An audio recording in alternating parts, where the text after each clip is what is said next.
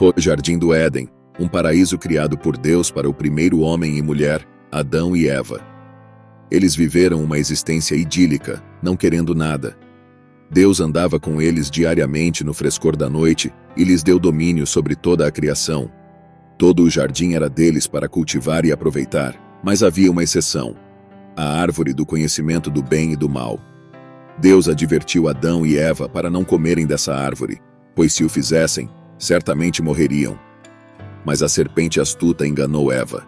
Ele disse que se ela comesse, ela não morreria, mas sim tornar-se-ia como Deus. Eva foi tentada, comeu o fruto proibido e deu a Adão, que também comeu.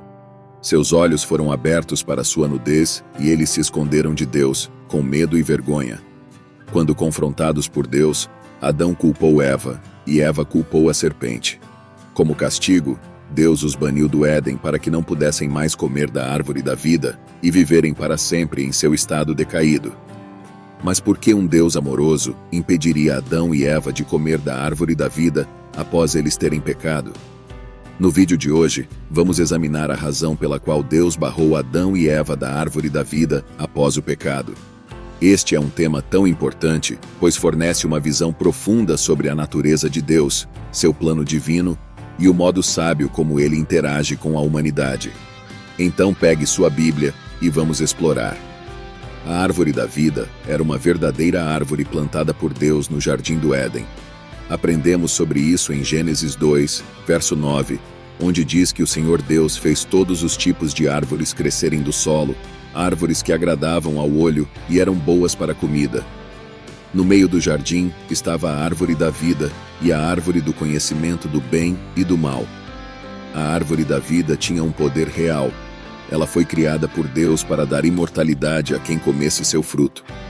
Vamos começar olhando para a primeira razão pela qual Deus negou acesso a esta árvore. A primeira razão era porque Deus queria sustentar sua palavra. Em Gênesis 2, versículo 17, Deus deu um aviso claro a Adão: você não deve comer da árvore do conhecimento do bem e do mal, pois quando você comer dela, você certamente vai morrer. A palavra de Deus deve ser verdadeira. Ele não faz ameaças vazias. A Bíblia declara em Números 23, versículo 19, que Deus não é homem que ele deveria mentir. Não é um ser humano que ele deveria mudar sua mente. Ele fala e não age. Ele promete e não cumpre. Em 2 Timóteo 2, versículo 13 diz: se somos infiéis, ele permanece fiel, pois ele não pode negar a si mesmo. Para que Deus permaneça justo e justo, as consequências tiveram que seguir o delito. Morte havia entrado na criação através do pecado de Adão. Deus, em sua misericórdia, não os matou imediatamente, mas o processo de morte, que leva à decadência, havia começado. Assim, impedindo-os da árvore da vida, ele defendeu a integridade de sua palavra. Eles agora experimentariam a morte prometida. Se Deus não tivesse feito o que ele disse, Satanás teria tido outra razão para tentar Eva e acusar a Deus mais tarde. No entanto, Deus só diz coisas que ele sabe que vai fazer. Ele não é mentiroso e não há mal nele. A palavra e as promessas de Deus permanecem firmes hoje, assim como fizeram com Adão e Eva. Como seus seguidores, podemos ter completa confiança de que o que Deus declara vai acontecer. O segundo motivo foi preparar o caminho para o plano de redenção de Deus. O plano de Deus sempre foi a redenção da humanidade. Desde o momento em que Adão e Eva pecaram, Deus imediatamente teve uma solução.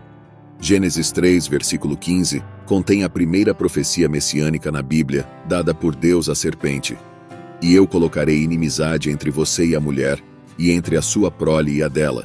Ele esmagará sua cabeça, e você o ferirá no calcanhar. Após Adão e Eva terem pecado ao comer o fruto proibido, Deus, na sua misericórdia, impediu-os de participar também da árvore da vida. À primeira vista, isso pode parecer uma punição adicional, mas foi, na verdade, um ato de amor de Deus e previsão. Você vê, a árvore da vida tinha o poder de conceder imortalidade àqueles que comessem seu fruto. Se Adão e Eva tivessem comido da árvore da vida após seu ato de desobediência, isso teria selado os efeitos do pecado sobre eles eternamente. Isso significa que eles não poderiam morrer mais e teriam vivido em estado permanente de pecado, tornando-os, portanto, irremediáveis. Teriam sido imortalizados em seu estado pecaminoso caído. Não haveria esperança de redenção ou restauração para eles, ou para qualquer ser humano nascido depois deles, em sua condição pecaminosa. Adão e Eva teriam produzido mais descendentes como eles mesmos, eternamente pecadores, sem um Salvador. Eles seriam como Satanás e os anjos caídos, eternamente em rebelião contra Deus, com nenhuma possibilidade de salvação.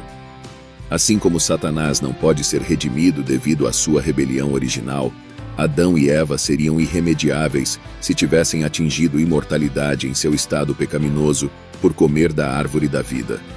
Mas louve a Deus, em sua divina sabedoria e misericórdia, ele impediu Adão e Eva de participar da árvore da vida uma vez que eles pecaram. Isso permitiu uma janela e um caminho para a verdadeira vida, Jesus Cristo, vir e fornecer o remédio definitivo para o pecado da humanidade através de sua morte e ressurreição. Ele se tornou a fonte eterna de vida para todos que depositam sua confiança nele. Como Jesus declara em João 14, versículo 6, Eu sou o caminho, a verdade e a vida. Ninguém vem ao Pai senão por mim. Jesus é o remédio para o pecado que entrou na raça humana através de Adão. Só ele pode quebrar a maldição e redimir-nos do pecado, da morte e da separação de Deus. Nosso amoroso e sábio Pai fez uma forma de preservar a esperança da vida eterna para a humanidade caída, quando impediu Adão e Eva de participar da árvore proibida. Em João 11, versículo 25, Jesus afirma: Eu sou a ressurreição e a vida. Aquele que crê em mim viverá, mesmo que morra. A vida eterna nunca poderia vir através de uma árvore física. Só pode vir através da fé em Cristo, que oferece vida espiritual. Ao proteger Adão e Eva em busca da imortalidade além da verdadeira vida e da verdadeira árvore, Jesus, Deus, demonstrou sua sabedoria. Quando ele criou o mundo, era bom, não havia pecado, morte ou separação de Deus. A desobediência de Adão e Eva introduziu algo contrário à perfeita vontade de Deus. A participação na árvore da vida após o pecado teria selado o efeito do pecado sobre a criação indefinidamente. Morte e sofrimento seriam contrários aos propósitos de Deus. O Senhor soberano enxugará as lágrimas de todos os rostos, como ecoado em Apocalipse 21, versículo 4. Ele enxugará toda lágrima dos seus olhos. Não haverá mais morte ou luto ou choro ou dor, pois a velha ordem das coisas passou. Deus quis impressionar em Adão e Eva que ir contra sua vontade tem consequências. Eles precisavam entender a gravidade de sua escolha, assim como as crianças devem enfrentar disciplina para a desobediência. Então, Adão e Eva tiveram que conviver com os resultados de suas ações. Impedindo-os de sair da árvore, Deus ensinou que desrespeitar o mandamento traz separação da fonte de vida. Este princípio é verdadeiro hoje. Viver fora da vontade de Deus só leva à morte e à destruição. Como seus filhos, devemos honrar nosso Pai Celestial por meio da obediência de todo o coração. O banimento de Adão e Eva do Éden foi trágico, mas Deus já tinha um plano em movimento para restaurá-los e fornecer uma maneira de volta à perfeita comunhão com Ele. Apocalipse 22 descreve o Novo Jerusalém, a cidade onde Deus habitará com seu povo após a segunda vinda de Cristo e a criação dos novos céus e da nova terra. No versículo 2, lemos que no meio da grande rua da cidade e de cada lado do rio estava a árvore da vida. Não é isso incrível?